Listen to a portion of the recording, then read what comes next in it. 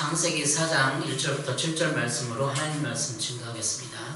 나누실 은혜의 제목은 감사로 예배드리는 자, 감사로 예배드리는 자라는 제목으로 하나님 말씀 증거하겠습니다. 오늘은 추수감사 예배입니다. 추수감사절 절기를 맞아 여러분 어떠셨어요? 한 해를 뒤돌아보셨습니까? 저는 지난 목요일날 제 모교인 서울신대학대학을 방문하고 캠퍼스를 둘러보고 또 기도실에 가서 한 2시간 넘게 기도를 했습니다. 감사의 기도도 하고 한 해를 많이 뒤돌아봐서 묵상하면서 그 서울신대학대학에 입학했을 때 너무 감격했어요. 제가 27살 때 서울신대학대학을 입학했는데 군대 갔다 와서 또 공부해서 근데 너무나 그때는 감격스러웠어요. 막 입학한 거를 눈물을 흘리고 기도실에 가서 감사 눈물을 흘리면서 기도했거든요. 근데 그때가 떠오르더라고요. 그러면서 4년을 다녔던 기억들이 막 지나가고 그 이후에 홀리네이션 사역까지 하면서 하나님 나를 어떻게 인도하셨는가 되돌아보고 감사했습니다. 여러분 올 한 해를 뒤돌아보시고 추수감사 예배만큼 올 한 해를 뒤돌아보게 하는 때가 없습니다.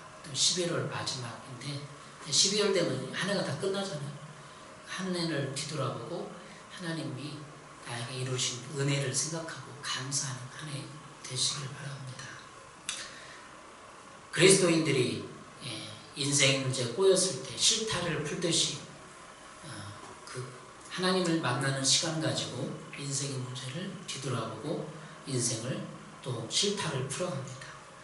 교회, 대부분 교회에서 하나님 만나잖아요. 그리고 기도원이나 집회 이런 단열 기도를 통해서 단열 기도 때 나온 강사들이 또 하나님을 만났던 간증을 많이 얘기했습니다. 여러분 어떠세요?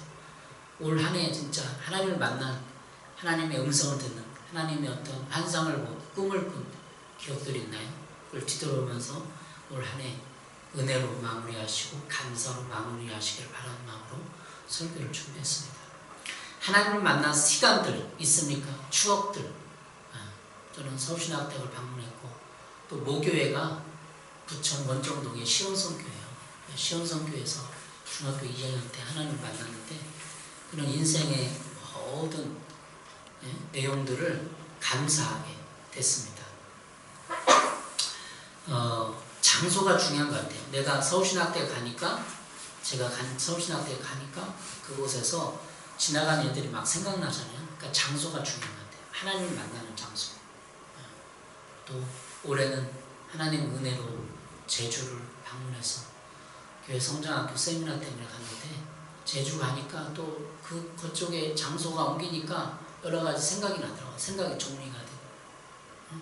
그러니까 여러분도 여행도 필요한 것 같아요. 여행하면서 동해안이다, 속초다, 남해안이다, 제주다 가면서 내 인생을 뒤돌아볼 수 있는 시간이 여행인 것 같아요. 그래서 될 수 있으면 여행도 한번 가보시고 인생을 뒤돌아보는 시간 갖기를 바랍니다. 우리가 올 한 해로 감사로 정리할 때 무슨 의미가 있고 무슨 일이 일어나는가 생각해 보겠습니다. 이 시간에 올 한 해 누구를 원망하고 자신을 탓하고 남을 탓하고 대상 누군가를 비판하면서 한 해를 정리할 것입니까? 아닙니다. 한 해에 하나님의 은혜를 발견하고 감사하는 시간을 가져야 됩니다.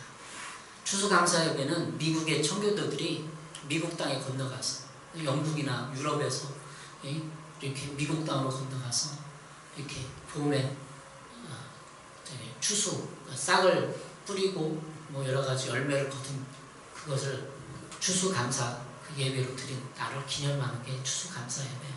그래서 성경에 추수감사 절기는 없는데 미국 청교도들이 미국에 가서 1년 동안 하나님이 이끌어 주신 거, 농사 지은 거를 감사한 날을 기념해서 그러니까 대부분 우리의 추석과 비슷해요. 농사 지은 거를 하나님 베풀이고 감사하는 날이 추수감사 예배죠. 그런 의미에서 1년 우리가 농사 짓는 건 아니잖아요. 일 다니고 회사 다니는데 그런데 내가 1년 동안에 번 돈과 재물과 건강을 함께 뒤돌아보고 감사하는 절기가 추수감사 절기입니다. 예배입니다. 감사로 예배드리는 자, 오늘 찬양을 드렸는데 감사로 예배드리는 자가 하나님을 영화롭게 합니다. 그러면 감사로 예배드리는 자가 구체적으로 어떤 의미가 있고 왜 감사로 예배를 드려야 하는지 여러분과 살펴보도록 하겠습니다. 첫 번째로 오늘 본문에서 감사로 예배드리고 살면 거절감을 막습니다. 왜 감사로 예배드려야 되는가? 인간은 누구나 거절감을 갖죠. 누구의 거부됐을 때, 또 왕따 됐을 때, 우리 사회에서 내가 잘 적응하지 못할 때 상처를 받아요. 그 거절감이죠. 그 거절감을 오늘 가인과 아벨을 통해서 살펴보도록 하겠습니다. 감사로 예배드리면 거절감을 막는다. 창세기 4장 2절 4절을 읽어보겠습니다. 그가 또 가인하고 아벨을 낳았는데 아벨은 양치는 자였고 가인은 농사짓는 자였더라. 세월이 지난 후에 가인은 땅의 소산으로 제물을 삼아 여호와께 드렸고 아벨은 자기도 양의 첫 새끼와 그 기름으로 드렸더니 여호와께서 아벨과 그의 제물은 받으셨으나 가인과 그의 제물은 받지 아니하신지라. 가인이 몹시 분하여 안색이 변하니. 가인과 아벨은 아담과 하와의 아들이잖아요. 근데 인류 최초의 살인이 창세기 4장에서 일어났는데 가인이 아벨을 죽였잖아요. 왜 죽였는지가 오늘 4장에 쭉 나오는데 그 내용이 발단 부분입니다. 서론 부분이에요. 아벨은 양을 치는 자여서 양으로 하나님께 제물을 드렸고 가인은 농사짓는 자여서 농산물의 소산을 가지고 하나님 제사를 드렸는데 하나님이 여호와 하나님께 아벨의 제물은 받았는데 가인은 안 받았다. 그런 거. 왜 안 받았을까? 그래서 가인을 보니까 분하여 안색이 변했다. 이렇게 되어 있어요. 분한 것. 자기는 안 받아주니까. 여기서 저는 감사를 많이 생각해봤어요. 감사는 인생을 해석하는 열쇠입니다. 감사는 인생을 살아가는 방법입니다. 제가 묵상하고 생각한 거는 가인은 감사를 못했다는 거예요. 감사를 해야 인생의 내면적인 스트레스를 이기고 극복합니다. 가인은 하나님께서 자신의 제물을 받지 않은 것을 보고 분노를 일으켰습니다. 가인은 평상시에 감사하지 않은 사람입니다. 가인은 평상시에 불평불만이 많았습니다. 투덜댔어요. 투덜. 자신의 직업은 농부였습니다. 농부가 되어 땀을 흘려 농산물을 가꾸는데 너무 힘이 들고 땀을 많이 흘렸어요. 매번. 그래서 자기 동생 아벨을 보니까 아벨은 땀도 안 흘리고 힘도 안 들어갔어요. 왜? 양을 치는 거니까. 양은 허리를 숙였다 안 해도 안 하고 양만 막대기로 양만 치고 양만 노는 것 같아. 노는 것 같아. 가인이 볼 때는 아벨은 그냥 놀고 먹는 것 같아. 그러니까 자기는 평상시에 불평, 땀도 나야 되고, 열도 받고, 덥고, 짜증나고 그런 거야.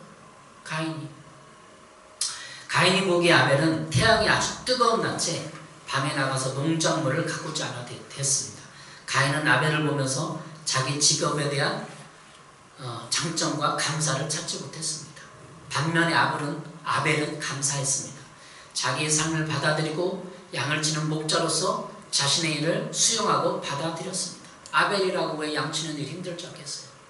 양 똥냄새 나고 맨날 양 말 안 듣고 맨날 두둑 패는데도 말 안 듣고 양이 그렇게 말 안 듣는데요. 시력도 약하고 양 때문에 골치 아프고 굶어서 죽는 양도 있고 풀 뜯어먹다 풀이 나쁜 풀 독이 붙어서 죽는 양도 있고 너무나 힘든 거예요. 아벨도. 근데 가인은 그걸 몰라요. 제가 생각을 해봤어요. 묵상하면서. 그랬을 것 같아요. 그런 얘기는 주석에도 한다고. 양이 새끼를 낳는 모습을 보면서도 하나님 앞에서 아벨은 자연의 신비와 하나님에 대한 경외심으로 또 경외심의 말을 갖게 되었습니다. 양 한 마리를 낳으면서 생명이 귀중하다. 너무 신비롭한 게 감사한 마음을 가진 거예요. 가인은 수학을 했음에도 그것이 자연을 통한 하나님의 은혜임을 알지 못했습니다. 그래서 가인은 자기가 땀 흘린 대가가 이것밖에 안 된다고 투덜댔습니다. 가인은 맨날 투덜대고 겨울이 됐는데 이거 어떻게 사나 투덜대고 아이를 보니까 너무나 겨울에도 방학이 있는 거야. 방학이 돼갖고 왜 겨울에는 맨날 먹을 것만 주고 밖에도 안 나가고 근데 가인은 맨날 겨울에도 투덜대고 춥다고 그러고. 여러분 이 두 사람의 차이가 무엇입니까? 삶을 살아가는 태도입니다. 바로 감사로 자신의 일과 삶을 바라보고 해석하는가의 차이입니다. 가인은 감사가 없었기에 거절감이 왔습니다. 하나님으로부터 거절됐다고 하는 고통을 느꼈습니다. 바로 자신의 제사는 받지 않고 아벨의 제사는 받는 것을 보고 곧바로 거절감을 느꼈습니다. 우리가 우리의 삶에 감사의 태도가 있다면 어떤 누구의 거절당했을 때도 삶의 자세와 태도인 감사가 거절감의 상처를 이기게 합니다. 아벨은 오늘 창세기 4장 4절에 보니 이렇게 있어요. 아벨은 자기도 양의 첫 새끼와 그 기름으로 드렸더니 여호와께서 아벨과 그의 제물은 받으셨으나 가인과 그의 제물은 받지 않으신지라. 가인이 몹시 분하여 안색이 변하니. 가인이 분노가 침을 얻는 거예요. 가인과 아벨의 이 감사의 패러다임으로 여러분의 인생과 들여다보시기 바랍니다. 내가 올 한 해 감사한가? 감사의 패러다임으로 자신의 삶을 볼 수 있는 사람은 어떤 사람도 거절하지 않고 받아들입니다. 거절감은 자기가 자신을 받아들이지 않는 삶의 태도에서 옵니다. 또 이것은 불평불만과 비슷합니다. 거절감과 불평불만은 짝입니다. 그래서 이런 함정에서 벗어나는 유일한 길은 내 삶을 주신, 내 직업을 주신, 내 가정을 주신 하나님께 감사하는 길밖에 없습니다. 두 번째로 오늘 본문에서 감사 예배가 하나님을 영화롭게 합니다. 오늘 찬양했잖아요. 감사로 예배 드린 자가, 제사 드린 자가 하나님을 영화롭게 한다. 이 말은 시편 50편 23절에 나와 있어요. 감사로 제사를 드린 자가 나를 영화롭게 하나니 그의 행위를 옳게 하는 자에게 내가 하나님의 구원을 보이리라. 시편 50편 23절에 근거로 해서 이 복음성경을 만든 거예요. 감사로 예배, 제사 드린 자가 나를 영화롭게 한다. 세브레오 성경은 이렇게 말하고 있습니다. 감사하는 마음을 제물로 바치는 사람이 나에게 영광을 돌리는 사람이니 올바른 길을 걷는 사람에게 내가 나의 구원을 보여주겠다. 시편 50편 23절이에요. 이 영화롭게 한다는 말은 세브레오 성경은 하나님께 영광을 돌리는 사람 이렇게 나와 있어요. 그러니까 감사로 제사를 예배를 드려야만 하나님을 영광스럽게 한다는 거예요. 영광을 돌린다는 거예요. 여러분 인생을 원망불평하고 왔는데 그 원망불평 마음이 내 마음에 깊이 자리 잡고 있는데 예배가 하나님을 영광스럽게 못한다는 거예요. 시편 53편 2절에. 그래서 인생관을 바로 세우고 인생을 감사로 해석할 수 있는 그 은혜의 눈이 열려야만 예배가 제대로 되는 거예요. 올 한 해 뭘 감사하세요? 희수는 뭘 감사하세요? 성도님들. 시편 50편 10절 13절에 이렇게 기록을 하고 있습니다. 세번역 성경이에요. 숲속의 못 짐승이 다 나의 것이요 수많은 산짐승이 모두 나의 것이 아니더냐. 산에 있는 자 모든 새도 내가 다 알고 있고 들에 있는 저 모든 생물도 다 내 품 안에 있다. 내가 배고프다고 한들 너에게 달라고 하겠느냐. 이 말이 누구예요? 주님이 하는 말이에요. 하나님이 내가 배고프다고 한들 너에게 달라고 하겠느냐. 온누리와 거기 가득한 것이 모두 나의 것이 아니더냐. 하나님이 말하는 거예요. 시편 기자를 통해서 온누리에 있는 것이 다 내 것인데 왜 너한테 내가 달라고 하겠느냐. 내가 숫소의 고기를 먹으며 순념소의 피를 마시겠느냐. 제사에 대해서 하나님 얘기하는 거예요. 니네들 순념소 피, 숫소의 고기를 막 제물로 대는데 그게 내가 그걸 막 먹겠느냐. 하나님이 먹을 것 같아요? 하나님께 헌금 드렸어요. 헌금이 하나님을 먹을 것 같아요? 뭘 말하는 거죠? 하나님의 돈이 필요해요? 우리에게? 하나님 돈 필요하지 않아요. 하나님은 돈을 통해서 여러분의 정성과 마음을 원하는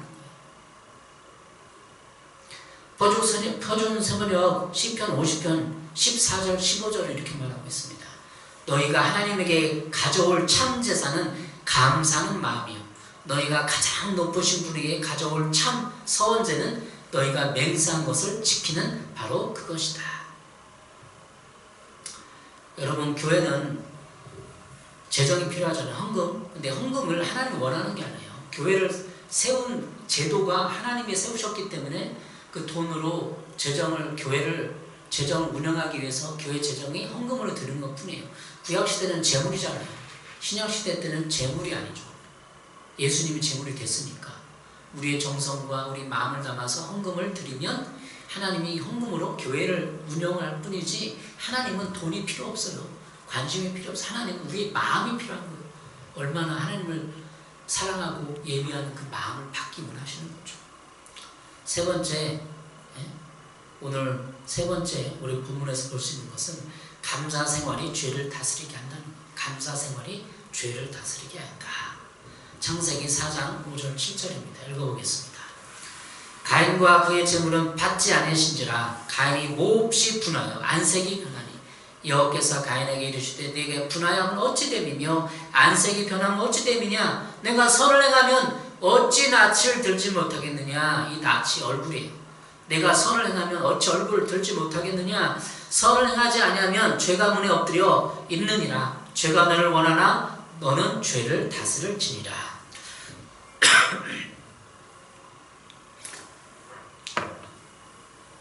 새벽 성경은 7절 이렇게 번역합니다. 내가 올바른 일을 하였다면 어찌하여 얼굴빛이 달라지느냐. 내가 올바르지 못한 일을 하였으니 죄가 너희 문에 도사리고 앉아서 너를 지배하려고 한다. 너는 그 죄를 잘 다스려야 한다. 죄를 잘 다스리라는 거야. 우리가 죄를 다스릴 수 있다는 거예요. 여러분 여기서 올바르지 못한 일, 옳은 일이 뭐예요? 내가 옳은 일을 하였다면 이 옳은 일이 뭘까요? 올바르지 않은 일. 주석가들은 이것을 재물을 선별할 때 흠없는 것으로 드렸다고 보고 있는 거예요. 흠 있는 것으로. 그러니까 가인의 잘못은 재물을 이렇게 그냥 이렇게 준비해서 드려야 되는데 흠 있는 걸로 드렸다는 거예요.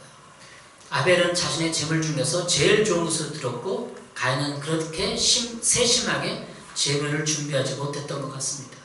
재물을 준비하되 건성으로 아무거나 준비 없이 급하게 드렸을 가능성이 많은 거예요. 그러니까 가인은 콩이라든지 쌀이라든지 귤이라든지 농산물이잖아요. 그거를 그냥 너무나 급하니까 준비도 안 하고 창고에 있는 걸 무조건 그냥 꺼내고 그렇게 들었다는 거예요.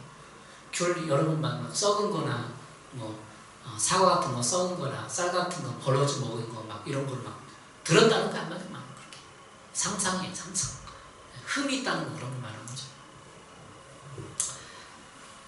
재물을 준비하되 건성으로 아무렇게나 급하게 드렸을 가능성이 가인에게 많이 있는 거예요.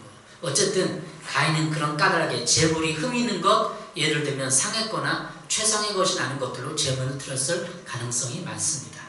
이것을 보면 가인은 하나님께 평상시에 감사하지 않고 하나님께 원망하며 가족들에게 불평, 불만을 쏟아놓았을 가능성이 높습니다. 레위기 22장에 보면 재물이 어떠해야 하는지를 보여주고 있습니다. 레위기 22장 20절이에요. 너희는 어떤 것이든지 흠이 있는 것을 바쳐서는 안 된다. 그런 것을 바치면 나 주가 너희를 반기지 않을 것이다. 누구든지 서약한 것을 갚으려 하거나 자론 뜻으로 재물을 바치려 하고 소떼나 양떼에서 재물을 골라 주에게 화목제물을 바칠 때에는 주가 즐거이 받도록 흠이 없는 것으로 골라서 바쳐야 한다. 제물로 바칠 짐승에 어떤 흠도 있어서는 안 된다. 그러니까 소 한 마리를 제물로 드려요. 그럼 소가 막 다리를 쫄뚝거리거나 막 병이 있는 걸 드리면 안 된다는 거예요. 그러니까 우리의 제물, 예수님이 제물이지만 우리 정성을 다해서 헌금을 드릴 때 감사하는 마음이 없이 또는 누굴 원망하거나 미워하거나 하나님의 존재를 인정하지 않고 하나님을 원망하는 마음으로 드리면 흠 있는 제물이 되는 거예요. 흠 있는 제사가 예배가 되는 거예요. 성도 여러분, 하나님이 이렇게 제사를 예배를 받으실 때 흠이 있는 걸 싫어요. 흠이 있다는 거 뭐예요? 마음 자세를 말하는 거예요. 불평, 원망하는 거. 하나님께 감사하지 않는 거예요. 우리의 원망과 불평, 감사하지 않음이 구약제사처럼 흠이 있어서 하나님이 받지 않을 때 그 예배, 하나님이 즐거워하지 않는 삶이 되는 것입니다. 우리가 한 해를 돌아보면서 우리의 인생을 감사하고 써내려가지 않는다면 우리는 죄를 다스릴 수 없습니다. 죄가 너의 문에 도사리고 앉아서 너를 지배하려고 한다. 죄가 문에 도사리고 앉아서 나를 지켜보고 지배하려고 하는 거예요. 그게 뭐예요? 원망 불평하는 거. 인생을 미워하고 증오하고 남을 탓하고 자신을 탓하는 거. 감사하지 않는 거. 너는 그 죄를 잘 다스려야 한다. 잘 다스리라. 내 마음에 나도 올 한 해는 불평할 거 많아요. 내가 주님 최선을 다해서 목회했는데 전도는 안 되고 스스로 자책하거나 누굴 탓할 수도 있어요. 그러니까 그러면 안 된다. 그게 흠이라는 거야. 하나님이 주어진 이 상황을 받아들이고 감사하고 그 말씀을 잘 들여. 너는 그 죄를 잘 다스려야 한다. 이게 뭐예요? 내가 내 마음에 있는 부정적인 생각들, 감정들, 원망들, 불평들을 잘 다스려야 한다는 거예요. 죄는 원망과 불평입니다. 그리고 이것이 항상 나의 내면의 문에 들어와서 또 들어오려고 하고 항상 도사리고 있습니다. 이것의 문을 열어주면 우리는 삶을 망가뜨리고 하나님이 기뻐하지 않는 예배, 삶을 살게 됩니다. 이제는 여러분의 1년을 감사와 은혜로 해석하십시오. 올 한 해 하나님이 나에게 베푸신 사람, 환경, 가족, 재정을 살펴보십시오. 혹시 성도님 계셨는데 야 나는 좀 이렇게 그런 생각 안 해보셨어요? 작은 교회 같네. 하나님 나를 큰 교회 보내야 되는데 그런 생각 안 해보셨어요? 우리 교회 왜 작나? 우리 교회는 왜 지하야? 그런 생각 할지도 몰라요. 그러나 그것은 인생을 올해를 해석하는 해석 방법이 아니에요. 하나님 나를 꽉 맞는 곳에 보냈다. 여러분도 하늘 속에 꽉 맞는 곳에 보냈다. 그렇게 생각하셔야 감사가 되는 거죠.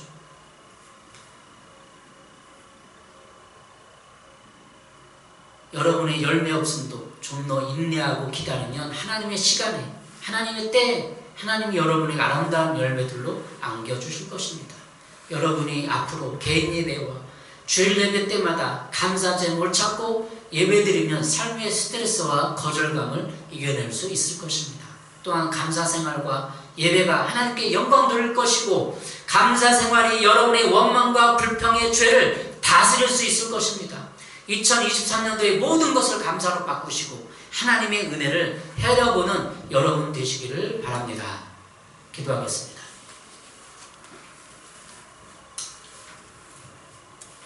하나님 아버지, 감사로 예배를 드리자 하나님을 영광을 드리는데 인생을 되돌아보면서 혹시 원망하거나 불평하거나 있는지를 되돌아봅니다. 용서해 주시옵소서. 혹 그런 흠이 있다면 지금 이 시간에 예수님의 볼로 덮어주시고 용서하시며 감사로서 인생을 되돌아보고 올 한 해를 되돌아보고 하나님께 마음껏 감사하며 하나님께 영광 돌릴 수 있도록 축복하여 주시옵소서.